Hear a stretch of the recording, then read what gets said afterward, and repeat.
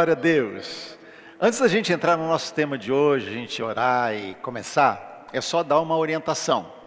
Nós falamos que essa seria uma mobilização e que nós estaríamos chamando para mobilização de jejum também, certo? E aí houve algumas perguntas sobre isso. A questão é a seguinte: nós vamos começar o jejum no encerramento desses 5 dias, ok? Por quê? Porque nós queremos fazer o jejum em cima desse tema e buscar aquilo que Deus está falando conosco, amém? Então, nós vamos começar esse jejum a partir de sábado, Amanhã à noite é a última ministração. Então, aí amanhã à noite eu dou a orientação a respeito do jejum, certo? E a gente começa o jejum a partir do sábado. Então, ore ao Senhor, pergunte ao Senhor que tipo de jejum Ele pede de você, para que a gente faça 21 dias. Amém? Vão ser só 21 dias. Para a gente estar jejuando, pode ser jejum total, tirar tudo, ou pode ser parcial, mas fazer um jejum sério, para clamar ao Senhor por aquilo que Deus tem falado para nós. Amém? Então vamos ficar de pé e vamos orar.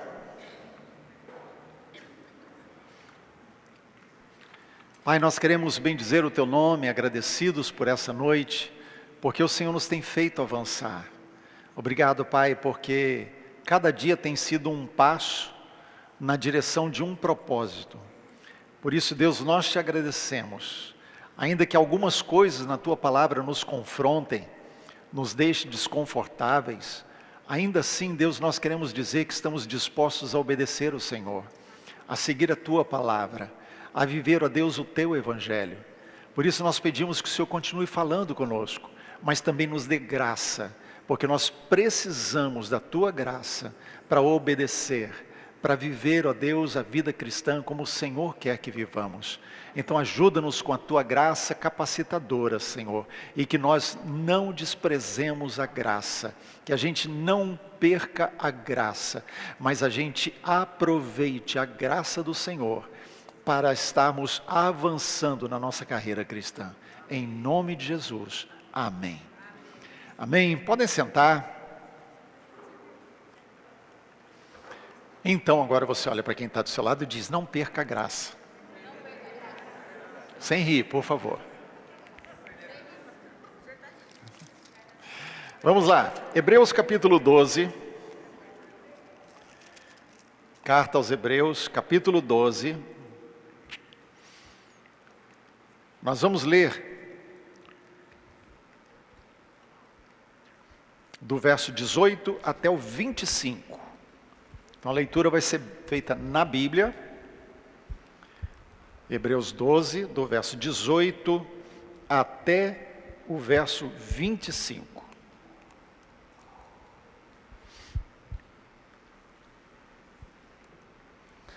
Vocês não chegaram ao monte que se podia tocar e que estava em chamas, nem as trevas, a escuridão, nem a tempestade, ao soar da trombeta e ao som da palavra, tais que os ouvintes rogaram que nada mais lhe fosse dito, pois não podiam suportar o que lhes estava sendo ordenado. Até um animal, se tocar no monte, deve ser apedrejado. O espetáculo era tão terrível que até Moisés disse: estou apavorado e trêmulo. Mas vocês chegaram ao monte Sião, a Jerusalém celestial, a cidade do Deus vivo. Chegaram aos milhares de anjos em alegre reunião. A igreja dos primogênitos, cujos nomes estão escritos nos céus. Vocês chegaram a Deus, juízo de todos os homens, aos espíritos dos justos aperfeiçoados, a Jesus, mediador de uma nova aliança, e ao sangue aspergido que fala melhor do que o sangue de Abel. Cuidado, não rejeitem aquele que fala, se os que se recusaram a ouvir aquele que os advertia na terra não escaparam. Quanto mais nós, se nos desviarmos daquele que nos adverte dos céus. Isso, até aí. Maravilha. Então veja, essa descrição inicial é a descrição do Sinai. Então lembram? Moisés sobe o monte, ele vai receber a lei, e o povo está aqui no pé do monte. Eles não queriam subir o monte, eles poderiam até subir, mas eles recusaram ouvir a voz de Deus. Deus fala para eles, olha, se subir agora, está destruído, vai ser exterminado. Então eles ficam no pé do monte, estão morrendo de medo, porque eles olham para o alto do monte e veem o quê? Uma nuvem espessa, fogo, trovões, eles estão vendo o monte tremer. Então tudo aquilo traz um pavor para eles. Deus estava vindo sobre o monte com a glória dele. Era Deus em glória descendo o monte. Já pensou nisso? A terra é um cisquinho, um cisco de nada dentro do universo. Deus mede o universo com o palmo.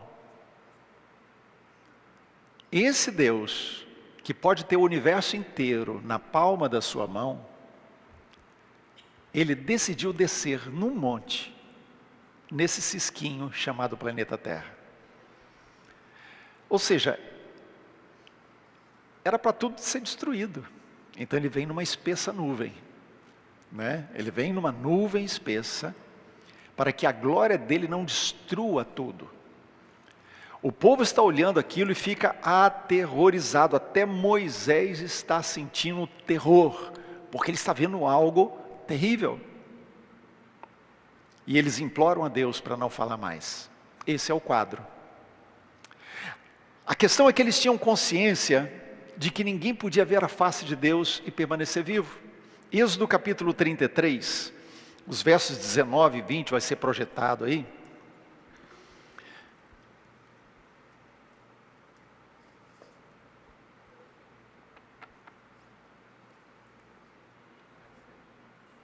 Êxodo 33, 19 e 20. Não está? Então pega a sua Bíblia.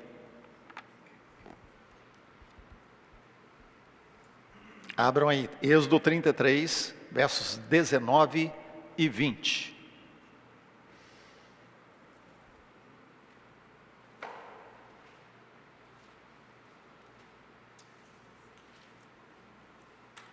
Ok? Acharam?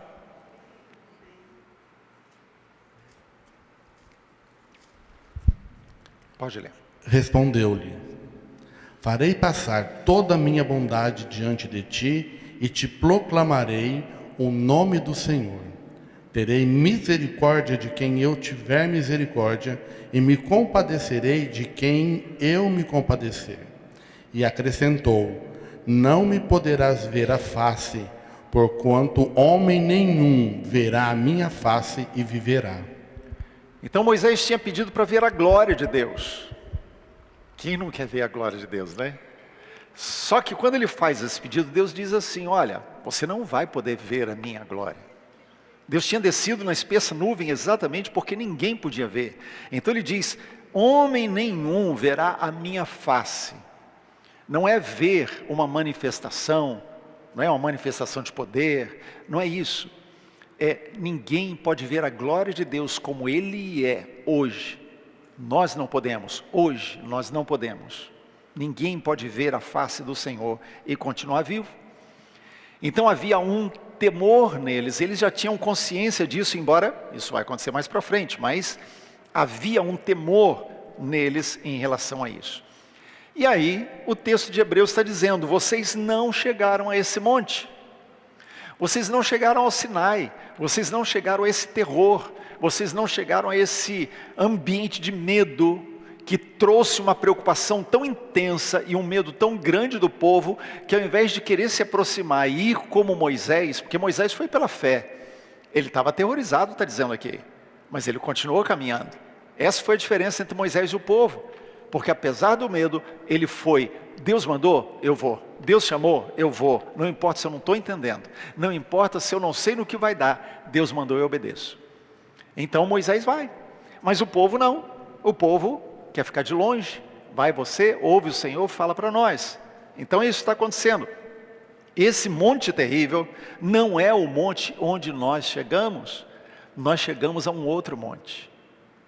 É interessante isso, porque ele diz, vocês chegaram, não é isso que está escrito aí? Verso 22 de Êxodo 12, o que está escrito aí? Olha só, mas tendes chegado. Então nós não chegamos ao Sinai, nós chegamos a Sião, ok? Só que entre o Sinai e Sião existe uma transição, tá? Então cuidado para não dispersar a mente, pega isso. Entre o Sinai, que é o que Moisés experimentou, viu e experimentou, e o povo vislumbrou de longe, e Sião, que ele está dizendo que é onde nós já chegamos, existe uma transição chamada cruz. Existe uma transição chamada cruz. Vamos entender isso aí. Moisés está lá no alto do monte.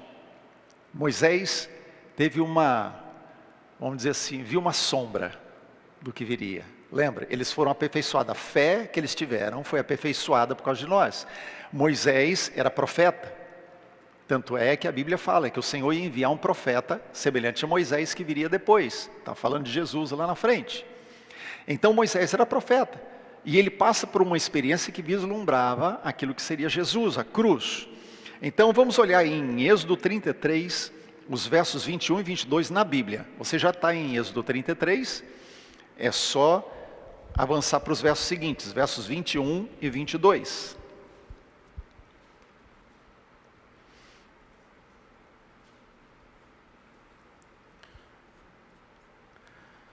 Disse mais o Senhor: eis aqui um lugar junto a mim, e tu estarás sobre a penha. Quando passar a minha glória, eu te porei numa fenda da pedra, e com a mão te cobrirei, até que eu tenha passado. Então veja, eles estão diante do Sinai, Moisés pede para ver a glória. Ele diz, olha, eu vou fazer passar toda a minha bondade diante de você, mas você não vai poder ver toda a minha glória, você não vai poder ver a minha face, senão você não vai permanecer vivo, você vai morrer, ok? Mas aí Deus diz para ele, eu vou colocar você sobre a rocha. Quem é a rocha? É Jesus. Eu vou colocar você sobre a rocha, mas não só isso. Ele diz, quando eu for passar com toda a minha glória, a proteção que você vai ter, vai ser na ferida da rocha. Vocês olharam isso na Bíblia? A proteção que vocês vão ter, ou melhor, você vai ter, que ele está falando para Moisés, a proteção que você, Moisés, vai ter, para que a minha glória passe e não te destrua, é que eu vou te colocar na fenda da rocha, na ferida da rocha. E a rocha é Jesus. Então é no sacrifício de Jesus que nós encontramos a autorização para acessar a presença gloriosa de Deus. Amém? Aleluia, né, irmão? Então vamos lá. Lembra de Isaías 35:10? Vai ser projetado, esse está aí. Isaías 35:10.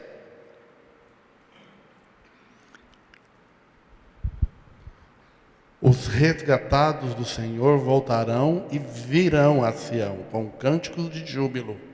Alegria eterna coroará a sua cabeça. Gozo e alegria alcançarão, e deles fugirá a tristeza e o gemido. Então ele está dizendo que os resgatados do Senhor. Quem é resgatado do Senhor? Olá, eu sou. Alguns aqui estão com vergonha de dizer que são. Então ele está dizendo que os resgatados do Senhor farão o quê? Vão até Sião, virão a Sião, e virão com cânticos de júbilo. Ok? Então, se Deus está falando virão, é porque Ele está falando de onde Ele está. Ele não está falando, por exemplo, como muitas vezes Ele fala de Jerusalém, subirão a Jerusalém. Ele está falando virão. Lembra quando Jesus fala lá em João 14, eu sou o caminho, a verdade e a vida, ninguém vem ao Pai, senão por mim? Quando ele usa, né, o verbo vir dessa forma, ele está apontando para ele mesmo, ninguém vem, certo? Aqui ele está dizendo, virão a Sião. Então está falando de ir ao mesmo ambiente onde ele está. E para onde ele está? Os resgatados do Senhor virão a Sião, e por conta disso, serão cheios de júbilo, serão cheios de alegria. Então o que nós podemos afirmar é, Deus ainda está no monte. Deus ainda está no monte, não é o Monte Piratininga, que nem monte não é, né? Deus está no monte. Primeiro ele estava no Sinai, agora ele está em Sião. Agora vamos pensar um pouquinho sobre Sião. Quando a gente fala Sião hoje, a gente sabe que é o lugar da Jerusalém antiga. Então, existe a Jerusalém antiga, quando quem já foi, teve o privilégio de ir, andar por aquelas ruas estreitinhas, de pedra e tal, né? Se você já viu fotografias ou filmes, então a Jerusalém antiga está dentro dos muros. Mas tem a Jerusalém nova, porque ela foi crescendo, né? Foi crescendo, foi modernizando e tal, e eles preservaram aquele antigo. Então, quando nós falamos de Monte Sião, estamos falando da Jerusalém antiga. Estamos falando do local antigo. Não apenas isso, é o lugar da construção do templo. Então, quando você vê a imagem lá do Muro das Lamentações, o muro das Lamentações é um pedaço do muro externo do antigo templo, que foi destruído lá atrás. Então sobrou só aquilo, por isso o judeu ele vai ali fazer as orações, porque ele não tem um templo, mas ele tem um pedacinho do muro. Então, o templo foi construído onde? No Monte Sião. Então é o local da construção do templo. Sião também é conhecido como lugar da habitação de Deus. Eu vou pedir para ler o Salmo 132, não está na lista, viu, Edmar? Mas abre aí.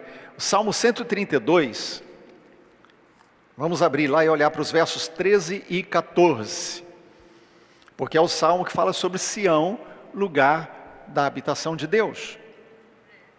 Salmo 132, versos 13 e 14. Ele vai ler ali porque ele está com o microfone.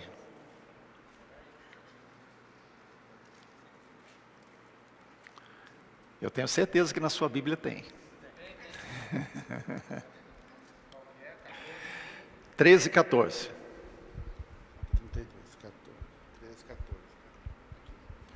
O Senhor escolheu Sião com o desejo de fazê-la sua habitação. Este será o meu lugar de descanso para sempre. Aqui firmarei o meu trono, pois esse é o meu desejo. Então ele está dizendo aqui, o Senhor escolheu Sião para fazer daquele lugar o quê? Sua morada. Então quando nós falamos de Sião, tem um aspecto físico, geográfico, certo? E tem um aspecto espiritual, lugar da morada de Deus. É lógico que Deus não está morando no alto de uma montanha, certo? Então Sião fala de duas coisas, está falando de um monte em Israel, onde a Jerusalém antiga está, o templo também foi construído. Mas Sião está falando também de um ambiente espiritual, onde é a habitação de Deus, o lugar de morada de Deus. E ele diz, é o lugar que eu escolhi para o meu repouso, para o meu descanso. E no 7º dia, Deus descansou. Ok? O lugar do descanso de Deus é o lugar onde Deus recebe a glória da sua criação. Ok? Para muitos rabinos, e é interessante a gente às vezes, pesquisar o que eles estão descobrindo, porque há muita pesquisa arqueológica, histórica, né, em cima das ruínas, coisas antigas de Israel. Mas uma coisa que eu achei muito interessante, está lá em Êxodo, vai ser projetado 28. Para muitos rabinos, isso aqui é algo extraordinário. Está aí na tela. Despertado Jacó do seu sono, disse: na verdade, o Senhor está neste lugar, e eu não sabia. E temendo, disse: quão temível é este lugar! É a casa de Deus, a porta dos céus. As pesquisas de muitos estudiosos rabinos dizem que esse lugar em que Jacó teve o sonho, lembra? Ele estava fugindo de Esaú. Então ele enganou o pai, recebeu a bênção, Esaú soube, está virado com ele foge, vai para a casa de Labão. Então no meio do caminho ele para e ele dorme, né? Coloca a cabeça sobre uma pedra e dorme ali, ele tem um sonho, ele vê uma escada que une os céus e a terra. E quando ele acorda, ele tem consciência, porque Deus se manifestou ali e falou com ele. E ele diz, esse não é outro lugar, senão a casa de Deus, a porta do céu. Esse é o lugar do templo. Ele estava dormindo no lugar onde lá na frente foi construído o templo. Então ele, sem saber e profeticamente, estava dizendo, esta é a casa de Deus. Onde ele estava? Em Sião. Ok? Então eu estou falando que Sião fala de coisas terrenas, porque está falando do templo. Sião fala de um monte, fala da cidade de Deus, a cidade santa, Jerusalém, e fala de um ambiente espiritual, lugar da presença, lugar da morada de Deus. E de repente a gente olha para uma cena, uma escada une céus e terra. Sião é o lugar onde céus e terra se encontram. Sião é o lugar onde o céu e a terra se encontram. Por que ele está dizendo lá em Hebreus, vocês já chegaram a Sião? Porque Sião não é o lugar geográfico.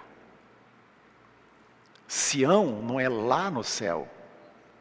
Sião é o ambiente espiritual em que as coisas ou pessoas que ainda estão na terra têm acesso às coisas que são do céu. Céus e terra se encontram ali. Amém? Estão comigo? Então Sião é o lugar onde céus e terra se encontram. É a cidade do Deus vivo, é a Jerusalém celestial, não é isso que está escrito no Hebreus 12 aí? Então o que eu quero dizer é, você tem acesso, o texto está dizendo, já chegaram. Isso quer dizer que eu cheguei e você chegou. Amém? Acho que só o Ricardo está crendo nisso. Eu e você já chegamos em Sião. Ele não disse vamos chegar. Então eu e você já estamos numa posição e num ambiente em que os céus e a terra se encontram. Já estamos. Não estaremos. Já estamos. Você tem acesso ao lugar da morada do Altíssimo. Amém? Salmo 91, versos 1 e 2, vai ser projetado aí, um texto bem conhecido. Aquele que habita no esconderijo do Altíssimo e descansa à sombra do Todo-Poderoso, diz ao Senhor, meu refúgio e minha fortaleza, meu Deus em quem confio. Aquele que habita, aquele que mora, aquele que reside, aquele que se coloca, aonde? No esconderijo do Altíssimo. Por que esconderijo? Porque ele está falando de um lugar secreto. Ele está falando de um lugar secreto. Ele está dizendo, aquele que mora no lugar secreto, descansa à sombra do Onipotente. certo? Então eu e você temos acesso à morada do Altíssimo. E onde é a morada do Altíssimo? Sião. É nesse contexto que entra Hebreus 4,16, que vai ser projetado também. Assim, aproximemo-nos com toda a confiança do trono da graça, onde receberemos misericórdia e encontraremos graça para nos ajudar quando for preciso. Então aproximemo-nos. Vamos chegar. Como? Com confiança, crendo. Eu sei que tem uma interrogação na cabecinha de alguns. Ah, mas como? Será? Não é? Isso é uma teoria bonita. É fé, gente. A vida cristã é uma vida de fé, não é? E fé é convicção de coisas que a gente ainda não sabe, ainda está esperando, mas a gente anda com convicção naquela direção. Então ele está dizendo, aproxime-se com confiança, aproxime-se do trono da graça. E ele diz aqui, embora ele diga, nós aproximarmos do trono da graça, ele diz, onde receberemos misericórdia e encontraremos graça. Então ele está falando de dois tipos de graça, lembra? Eu vou ao trono da graça, porque Deus me recebe não pelo que eu sou, mas pelo que Cristo é. Amém? Então eu me aproximo do trono da graça, não porque eu sou bom, eu me aproximo porque Jesus é bom. Então eu vou e me aproximo, e quando eu me aproximo, ou seja, quando eu vou para a morada do Altíssimo, para o lugar secreto do Altíssimo, eu recebo o quê? Graça. Qual graça? A graça que me capacita no momento que eu preciso. É a graça que vai me dar capacitação quando eu precisar. É lá que eu vou encontrar a graça para eu poder viver a vida cristã, para eu poder passar pelos problemas, enfrentar as disciplinas, passar pelos momentos que são ou montes ou vales, mas eu vou passar por aquilo porque a graça do Senhor vai estar comigo, a graça que vai me capacitar. Amém? Então ele diz, não só nós temos acesso a Sião, e nós estamos em Sião por causa da fenda da rocha, nunca se esqueça. Eu só posso entrar diante do trono da graça porque eu estou na fenda da rocha, na ferida daquele que é a rocha. Ok? Então, nós temos acesso a Sião, mas não só isso, mas também temos acesso a incontáveis hostes de anjos, ou na outra versão, milhares de anjos. Nós temos acesso ao ambiente angelical. Vamos olhar aí, Hebreus capítulo... Aliás, não, esse não está. Deixa que eu leio aqui, porque é uma versão diferente que eu peguei. Ele diz assim, vocês, porém, chegaram aos incontáveis milhares de anjos em alegre reunião. As incontáveis milhares. Ok? Então a quantidade é muito grande, é uma coisa absurda. Porque há mais anjos do que nós podemos imaginar. A gente pode imaginar às vezes, tem uma meia dúzia de anjos, uns 3 anjos, né, que vem aqui na igreja. A gente tem mais anjo do que habitante na terra. Então lembra, quantos habitantes a gente tem sobre a terra? 7 bilhões, ok? 7 bilhões. Tem mais anjo do que habitantes na terra, ok? Mas não apenas a quantidade é tão grande que a gente não pode imaginar, mas cada anjo é tão poderoso que a gente também não consegue imaginar o poder de um anjo. Tá? Como é que a gente pode calcular isso? Vamos ver um texto. 2 Reis, capítulo 19, verso 30. Não, vamos começar primeiro por Mateus. Eu ia pular. Joga lá o Mateus 26, 53. Veja que Jesus está sendo preso. Pedro saca a espada, acerta o soldado. Jesus manda ele colocar a espada de volta. Mateus 26, 53. Pode ler. Acaso pensas que não posso rogar ao meu Pai, e Ele me mandaria neste momento mais de 12 legiões de anjos? Então Jesus fala para Pedro, Você quer me livrar com uma espada, Pedro? Se eu quiser ser livre do que vem por aí, eu rogo ao Pai, e Ele pode mandar 12 legiões de anjos para me livrar. Só que, para nossa linguagem, nossa realidade, falar 12 legiões de anjos é um negócio meio assim, né? A gente fica difícil de entender, né? Então vamos fazer uns cálculos. Ok, vamos lá. Uma legião de anjo equivale a 6.000. Uma legião soldado, porque usou uma linguagem do exército romano. Uma legião de soldados significava 6.000 soldados. Ok? Lembra do sujeito, o gadareno, que estava possesso, e o nome dele era o quê? Legião. Certo? Então os porcos, estavam lá 2.000 porcos, se perderam porque o que estava em um homem entrou nos porcos, 2.000 porcos. Então, uma legião equivale a 6.000 soldados. Quando ele fala legião de anjo, ele está falando então que uma legião equivale a 6.000 anjos. Tá? Agora, ele falou aqui 12 legiões de anjos. 12 legiões significa então o quê? 6 vezes 12. Equivale a 72.000 anjos. Então ele está dizendo para Pedro aqui, Pedro, se eu quiser ser livre do que vem aí, se eu quiser ser livre, eu rogo ao Pai, Ele manda 72.000 anjos. Ok?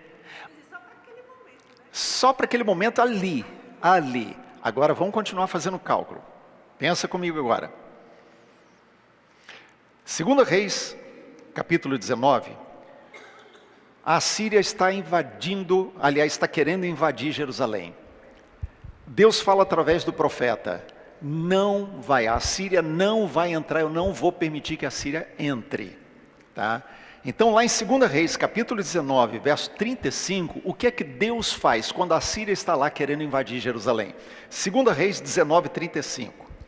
Então, naquela mesma noite, saiu o anjo do Senhor e feriu no arraial dos assírios 185.000. Uau! Faz comigo agora o cálculo. Um anjo deu conta de 185.000 homens. 12 legiões dá conta de 13 bilhões de homens. Quantos habitantes tem na Terra? 7 bilhões. Mas a gente está falando só daquilo que Jesus falou, que iria livrar ele ali. Não era a quantidade toda de anjos. Eu rogo o Pai e Ele manda aqui 12 legiões. Aqui. Está me entendendo? Então, a quantidade de anjos é tão grande que a gente não consegue imaginar. E o poder de cada anjo é tão grande que a gente não consegue imaginar. Dá o microfone para a Lu. É só uma dúvida aqui, que no verso 35, na minha versão, está dizendo que naquela mesma noite, o anjo de Yahvé, e esse anjo está de letra maiúscula, ele está direcionado diretamente a Jesus? Ou não? Aí eu não entendi. A questão é que muitas vezes, a palavra anjo do Senhor, e não é todas as vezes, mas muitas vezes, a palavra anjo do Senhor, ela pode ser identificada como a manifestação de Jesus no Velho Testamento. Certo? Mas como aqui não é como aquele do anjo do Senhor que apareceu a Gideão, como o anjo do Senhor que apareceu a Abraão debaixo do carvalho, então a gente não pode afirmar categoricamente que aqui era Jesus, porque ele veio só para matar aqueles soldados, certo? Então, mas mesmo assim, por causa da dúvida, muitas vezes eles colocam em letra maiúscula. Tá? Vamos lá. Então, o texto de Hebreus está dizendo para mim e para você, que eu e você já chegamos a incontáveis hostes de anjos. Eu e você já chegamos a milhares de anjos. Não tem uma música que fala, né? Meu amado como é que é? Fugiu agora. O mais belo, entre milhares de milhares. Porque Jesus esperou aos anjos. São milhares de anjos. Mas Jesus é mais belo do que todos. Ele é superior a todos eles. Amém? Mas vamos lá, nós já chegamos a incontáveis hostes de anjos. Hebreus capítulo 1, verso 14. Não são todos eles espíritos ministradores, enviados para serviço a favor dos que hão de herdar a salvação? Então os anjos são o quê? Ministros. Que atuam como?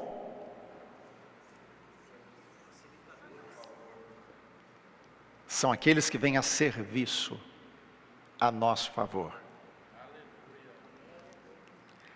Já parou para pensar? Um anjo que dá conta de 185 mil soldados, só um bastaria para cuidar de você. Por isso que a Bíblia fala assim, o anjo do Senhor acampa-se ao redor dos que o temem e os guarda. É por isso que a Bíblia fala que a gente não precisa temer. Eu não preciso temer o que me pode fazer o homem. Basta um anjo. Não precisa nem vir Deus em pessoa me defender. Ele dá ordem aos seus anjos e eles vêm ao meu favor. Eu não dou ordem para anjo. Tá? A Bíblia em nenhum lugar diz que nós podemos dar ordem para o anjo fazer alguma coisa. Deus dá ordem, eles são ministros de Deus a nosso favor. Então Deus dá ordem a eles para que venham a nosso favor. Ok? Então, ele está dizendo aqui que nós temos acesso a isso, a esse exército celestial. Querido, quando a gente está num culto e a gente fala assim, eu vi um anjo, não é porque entrou um anjo, é porque o olho foi aberto para ver o anjo que já estava. Porque se você é crente, você já está no ambiente dos anjos.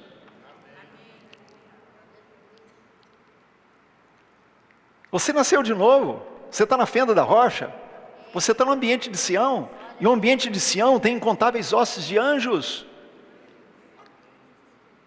Você está na sua casa, no seu lugar secreto, ali tem incontáveis hostes de anjos, porque você está em Sião.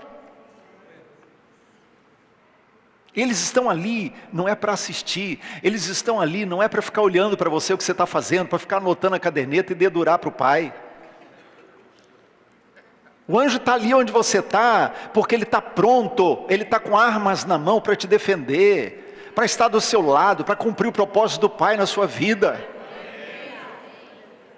Então eu e você podemos ter a confiança, estamos na presença de Deus, e os anjos de Deus estão ali. Eu posso não estar vendo, mas eles estão. Porque eu estou no ambiente de Sião, e no ambiente de Sião, céus e terras estão ligados. Amém? Aleluia! Então nós precisamos aprender isso. Onde nós estivermos, ali o céu vai estar. Oh, glória! Aleluia! Vamos lá, vamos avançar aqui. Mas não só nós chegamos nas incontáveis hostes de anjos, mas também chegamos à universal assembleia dos primogênitos. Hebreus 12, os versos 22 e 23, eu vou ler aqui na nova versão transformadora, que diz assim: vocês chegaram aos incontáveis milhares de anjos em alegre reunião, à congregação dos filhos mais velhos, cujos nomes estão escritos no céu. É interessante. Quem tem mais de um filho sabe que é isso, né? Você tem um mais velho e o outro não é mais velho. Como é que pode ter a reunião dos filhos mais velhos? O pai é um só? Que filhos mais velhos são esses? E isso é interessante a gente ter em mente. Porque nós estamos na assembleia dos filhos mais velhos. Quem é o primogênito do pai? É Jesus, amém? Ele era unigênito, mas na encarnação se tornou primogênito.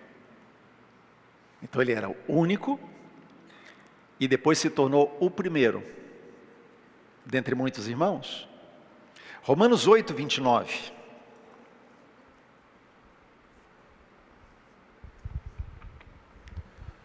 Porquanto aos que de antemão conheceu, também os predestinou para serem conformes à imagem de seu Filho, a fim de que ele seja o primogênito entre muitos irmãos.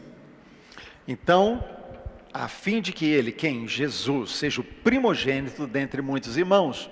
Aí a gente fica pensando, mas se ele é o primogênito, ele é o mais velho, né?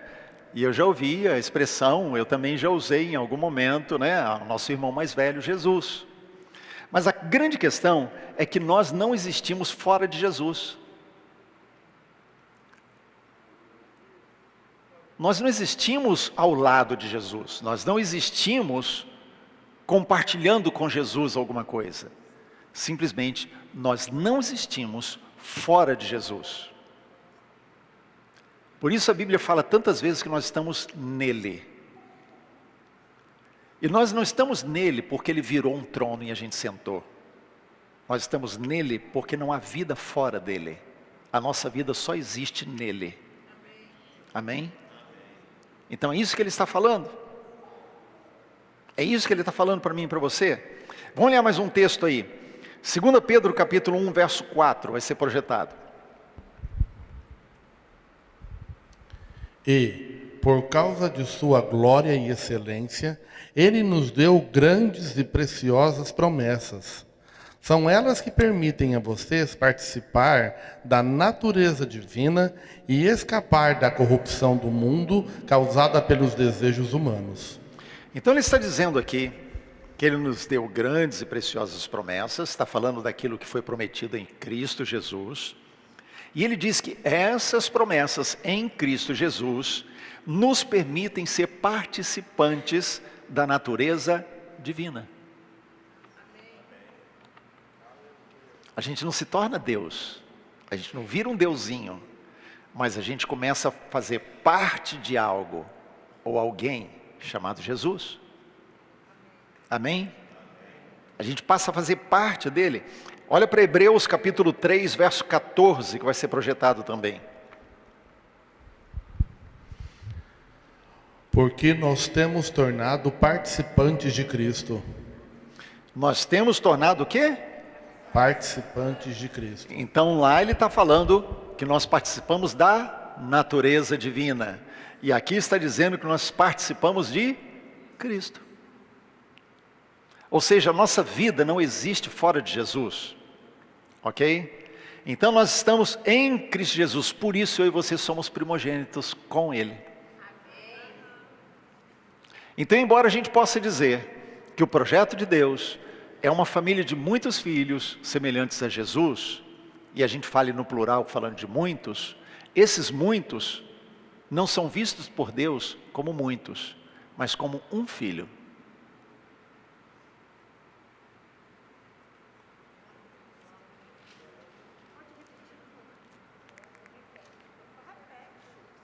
Vou repetir. Vamos lá. Embora a Bíblia diga, né, aqui que ele é o primogênito dentre muitos irmãos, e a gente fala que o projeto eterno de Deus é uma família de muitos filhos semelhantes a Jesus, nós somos muitos assim, mas lembra que a Bíblia fala que nós somos corpo de Cristo? Muitos membros, mas um só corpo. Quando Deus olha para nós, Ele não vê uma multidão de pessoas, Ele vê um filho. Ele vê Jesus.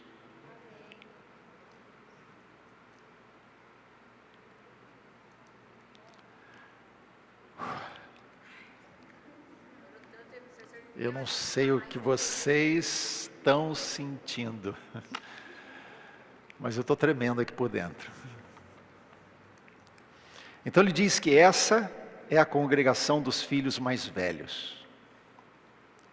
E o que é que fala aqui sobre os filhos mais velhos? Os nomes estão escritos no céu.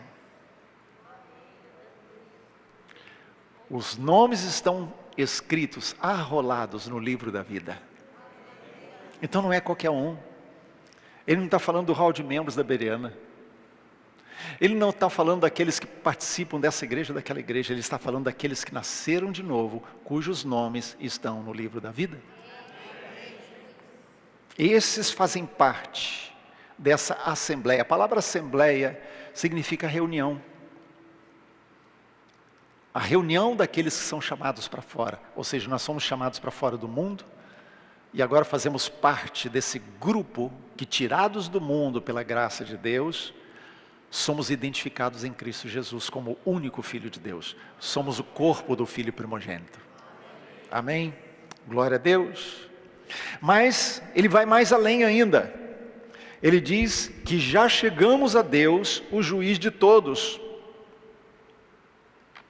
Tá, tudo bem que a gente sabe que a gente chegou a Deus, que a gente tem a presença de Deus, mas aqui ele destaca que nós chegamos a Deus juiz.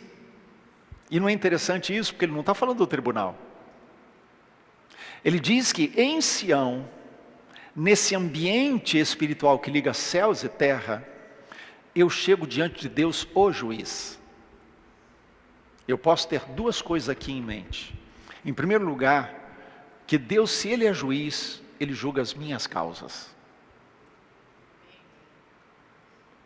Então, eu fui ofendido, eu fui atacado, fui injustiçado, aconteceu o que foi, o que eu faço? Eu já estou diante de Deus, o justo juiz. Senhor, julga a minha causa. Não é isso que Davi fez com Saul? Davi teve a chance de matar Saul, não matou. Saul estava toda hora tentando tirar a vida de Davi, e ele diz: o Senhor julga entre eu e você. Ou seja, o Senhor seja o meu juiz. Amém? Então, a primeira coisa que eu posso ter em mente é isso. Eu chego diante de Deus como justo juiz. A segunda coisa é que eu não preciso ter medo do juiz. Eu não preciso ter medo. Por quê? João capítulo 3, eu vou pular o que está aí, viu? 2 Timóteo você pula. Vamos para João capítulo 3, verso 18. Quem nele crê não é julgado. O que não crê já está julgado, porquanto não crê no nome do unigênito Filho de Deus. Então a primeira frase aí, quem nele crê não é julgado. Isso aqui é julgação, perdão. Não é julgamento em relação à salvação. Tá, eu misturei as duas palavras. Não é julgamento para salvação, né? Então, não diz respeito àquele momento lá em que Deus vai dizer: aparta de mim, você entra no reino do Pai. Mas é aquele momento em que eu e você vamos passar pelo tribunal de Deus, no sentido de que as nossas obras e o que fizemos em vida, se foi de acordo com o que Deus planejou para nós ou não. E nós vamos dar conta disso. Ok? Se eu tenho acesso à presença de Deus, eu não preciso ter medo. Primeiro porque Ele é justo juiz. Ele sabe exatamente qual a medida que eu preciso. É aí que entra a disciplina de Deus também. Ele sabe a medida exata que eu preciso receber para corrigir a minha vida. Amém? Mas ainda tem mais. Tem uma afirmação aqui que ela é intrigante.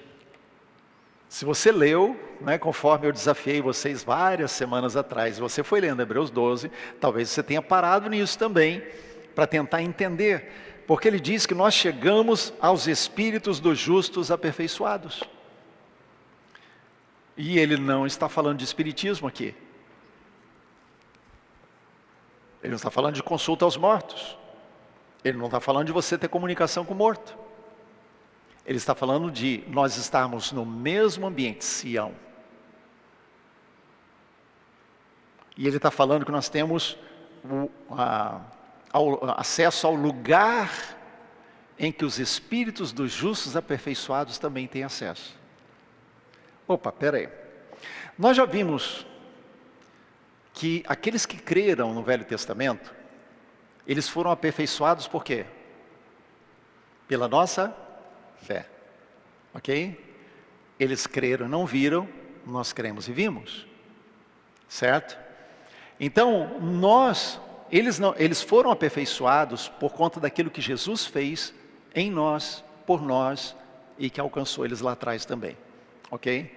Bom, Isso ficou claro lá atrás. Mas a gente precisa ter em mente o seguinte: aqueles que já morreram, e eu não vou falar sobre isso agora, porque isso vai ser parte de outra mensagem no domingo. Aqueles que já morreram, eles têm corpos glorificados. Ok? Lembra de Jesus? Então Jesus, ele morreu, ressuscitou, e depois da ressurreição ele fez várias coisas que qualquer pessoa faz. Ele comeu. Certo? Ele cozinhou peixe, né? Assou peixe. Então, Jesus tinha um corpo glorificado. A Bíblia diz que a gente vai ter corpos. A gente não vai virar uma estrelinha. Virou uma estrelinha no céu, né? A gente não vai virar estrelinha. A gente vai ter um corpo glorificado, mas é um corpo. Alguém me procurou e perguntou, eu não lembro mais quem, aí perguntou sobre cremação. Eu disse, qual o problema? Porque dizem que tem que ser da terra, que vai. Eu falei assim, quem morrer no mar? Não, mas o mar, né? Mas aí o camarão come. Você sabe que o camarão é o abutre do mar, né? Gente, eu gosto de camarão.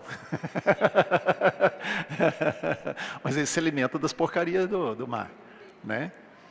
Então,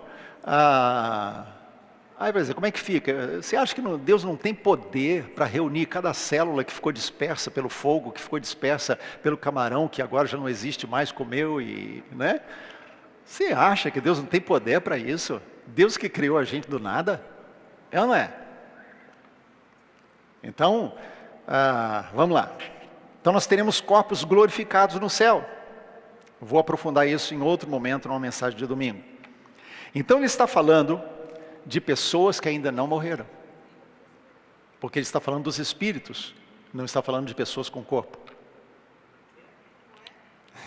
Vou repetir. Então ele está falando, quando ele diz que nós temos acesso ao ambiente dos espíritos aperfeiçoados dos santos, ele não está falando de gente que morreu, porque não está falando ali de corpo.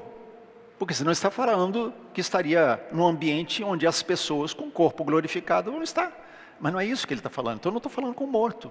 Ele está falando de espírito. Eu estou vendo a careta que vocês estão fazendo.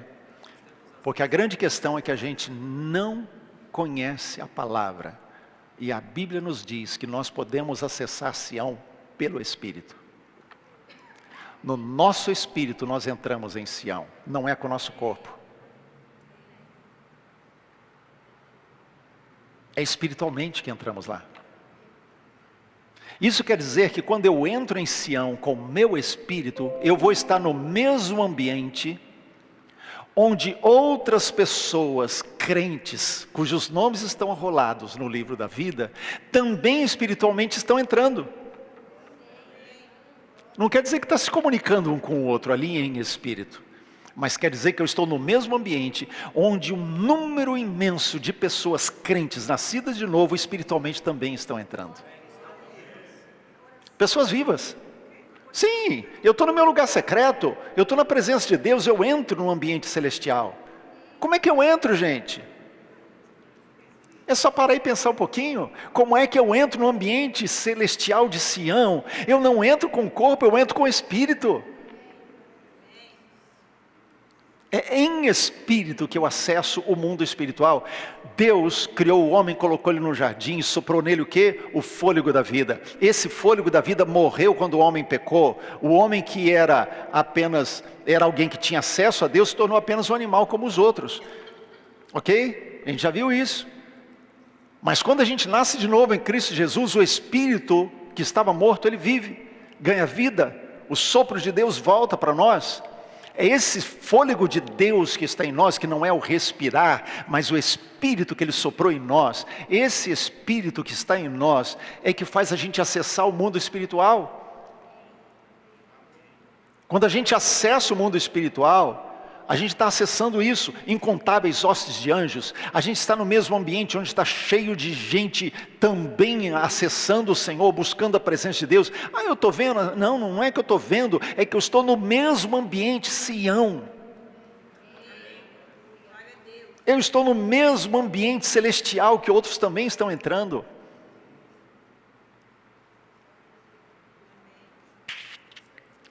Aleluia! É nesse contexto que entra Hebreus 4,16. Pode projetar lá. Isso.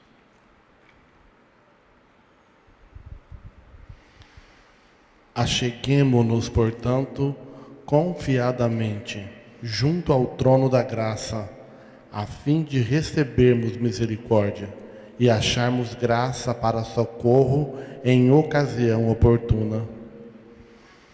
Acheguemo-nos, pois, com confiança. Vamos entrar com confiança. Isso já nos foi dado. Não será dado. Vocês já chegaram a Sião, não vão chegar. Então, entre com confiança no ambiente celestial. Deus abriu isso para mim e para você. Então, os espíritos dos justos aperfeiçoados somos nós. Ele não está falando lá que a perfeição da fé veio através de Jesus, e nós, é por causa de nós que recebemos a fé em Jesus, que os antigos foram aperfeiçoados? Aquilo que eles creram foi aperfeiçoado? Então ele está falando de nós. O nosso espírito é capacitado para o mundo espiritual. É por isso, por exemplo, que é uma coisa que eu faço sempre. Então a gente vai na academia, eu ponho lá o fone de ouvido, e ponho música, eu ponho mensagem, né? Tenho ouvido essas mensagens aqui, estou tentando entender esse pregador, né? Eu ponho lá para ficar ouvindo. E alguém me perguntou um dia, quando eu falei isso, alguém me perguntou assim, mas como é que faz, né? Prestar atenção nas duas coisas? Eu falei assim, não, tem hora que eu não estou prestando atenção, estou fazendo um exercício lá, não presto atenção no que está falando. Mas como é que fica? O meu espírito recebe. Eu durmo, meu espírito não dorme. Eu canso, meu espírito não cansa. Entendeu? É por isso que a gente continua, desde aquela época, com música tocando lá em casa. Então está música direto lá. Fica baixinha lá tocando. É um ambiente de adoração. Mas quando a gente está fazendo outras coisas, não importa, meu espírito está recebendo. Meu espírito acessa aquele ambiente. É o ambiente celestial que a gente quer criar.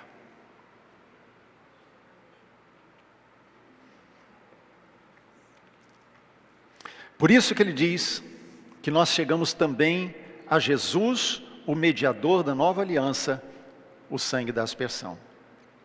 É por ele que nós temos acesso, pelo novo e vivo caminho. Amém? Dá para o Oséias.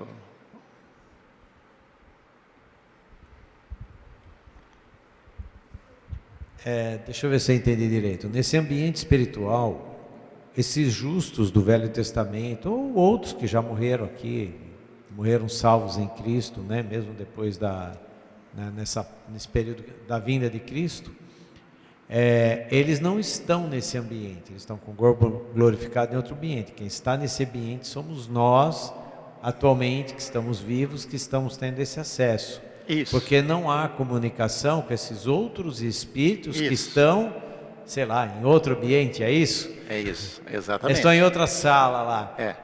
Exatamente. Quem já morreu, está com Cristo, ok? Tá. Nós entramos em Sião, o ambiente celestial da morada de Deus. Ali estão as incontáveis hostes de anjos que são ministradores para quem está vivo, não para quem já morreu. Certo? Então nós acessamos espiritualmente esse ambiente. Então vamos lá. Lá atrás o microfone. Oi?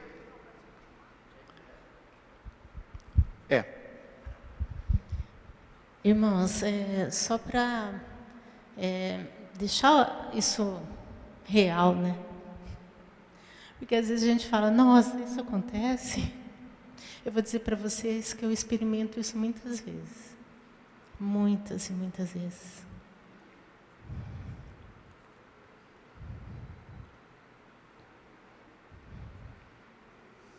Isso que o Edson falou, né, de ver pessoas, até já vi pessoas nesse ambiente celestial, que eu identifiquei pessoa que eu conhecia nesse ambiente, enquanto eu estava lá no ambiente celestial, na presença de Deus, no Monte de Sião.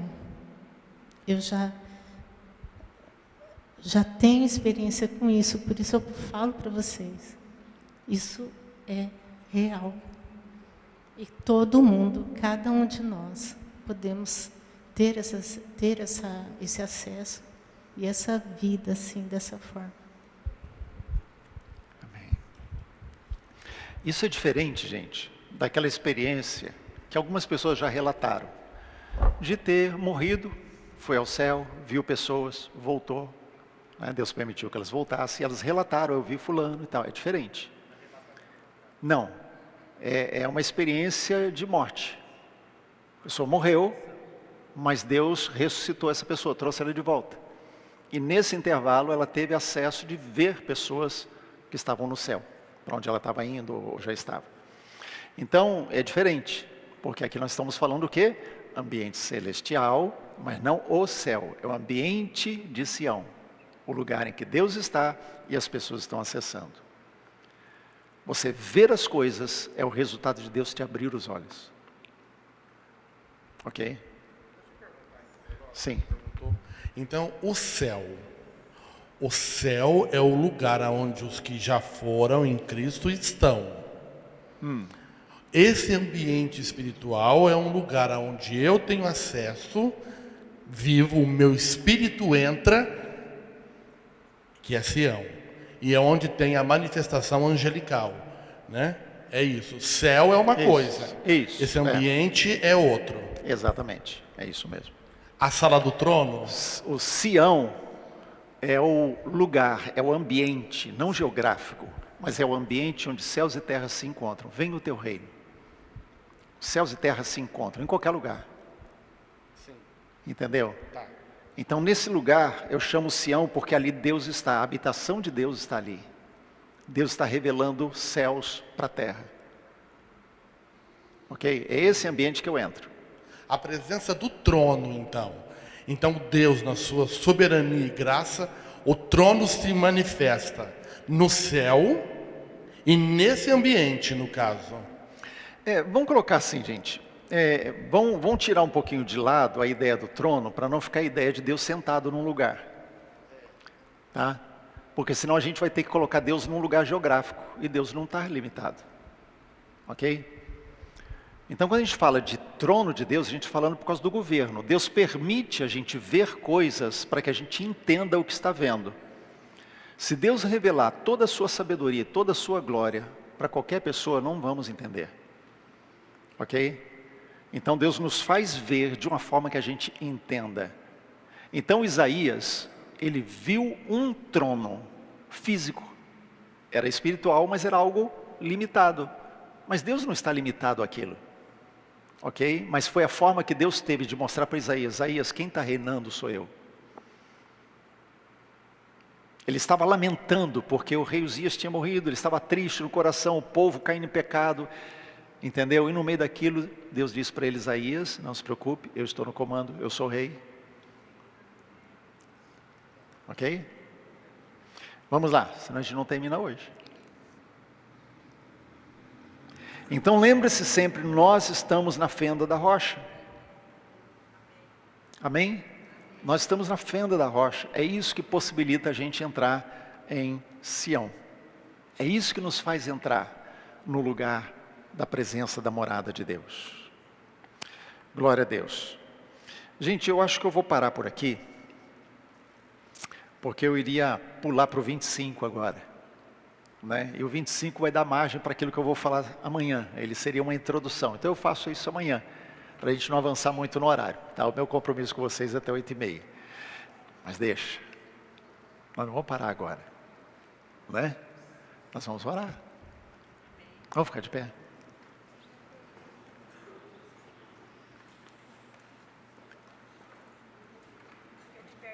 Eu quero convidar você a orar nesse momento. E eu quero desafiar você a entrar em Sião.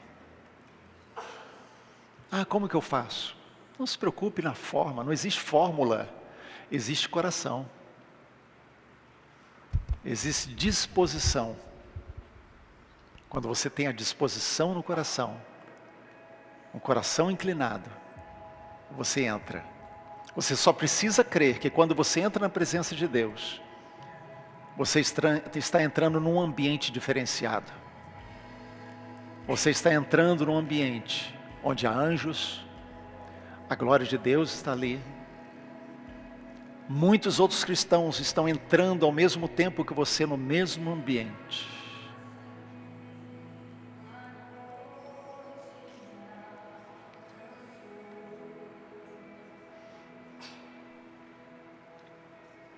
É você e Deus.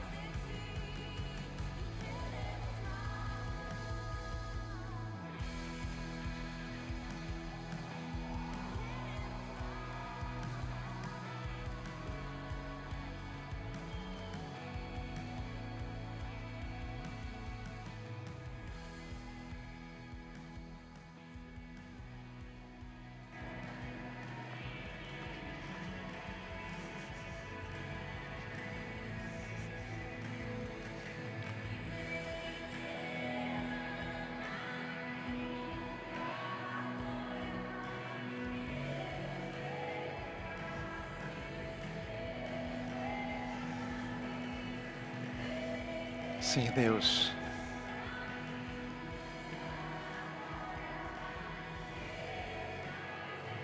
Obrigado, Pai. Já não estamos em Sião, já não estamos em Sinai, estamos em Sião. E é o Senhor que nos traz esse ambiente de glória. Obrigado, Deus, porque o Senhor já nos colocou nesse ambiente. E nós estamos nele porque estamos em Jesus. Obrigado pelo novo e vivo caminho. Obrigado, Senhor, porque nós não precisamos clamar para entrarmos neste lugar. O Senhor nos dá a liberdade de entrarmos com ousadia, pela fé, nesse ambiente. Ajuda-nos, ó Deus, a manter a fé. Ajuda-nos, ó Deus, a manter a confiança de que a Tua presença, ó Deus, é disponível para nós. Obrigado, Senhor, por isso. Continua ministrando ao nosso coração, Senhor. Em nome de Jesus. Amém. Amém. Amém.